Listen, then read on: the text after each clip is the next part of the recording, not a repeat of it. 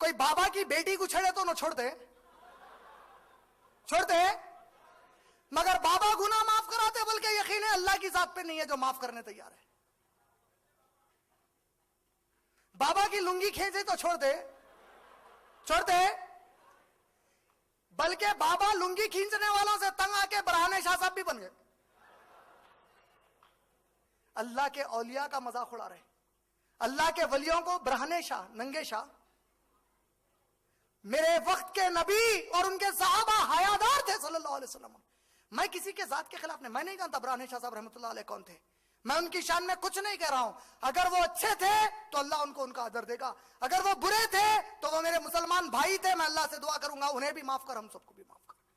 लेकिन जब तुम इनको बताकर कहते हो कि ये अल्लाह के वली है, तुम सहाबा की इज्जत निकाल रहे हो जो असल वली अल्लाह है।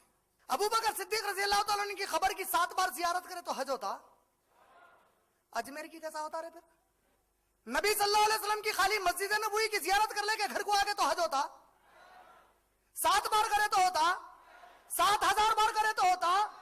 जब मेरे नबी के शहर में जाकर उस नबी सल्लल्लाहु अलैहि वसल्लम के घर की जियारत 7000 बार करूं तब हज नहीं हुआ, तो दिल्ली के अजमेर को 7 बार गए तो हज का सवाब मिला रे?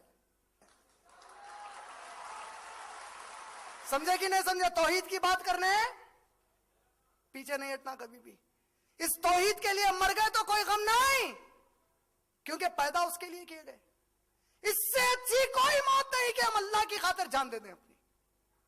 देश के लिए जान दिया तो देशभक्त हो गया, हुआ? देश बढ़ के कि अल्लाह बढ़ के?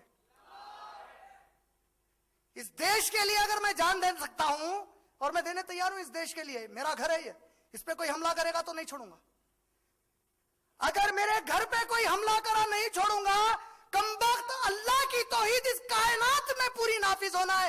ये कायनात अल्लाह की तौहीद का घर है, तुम इस पर डकैती डालोगे तो तुम्हें भी नहीं छोड़ूंगा।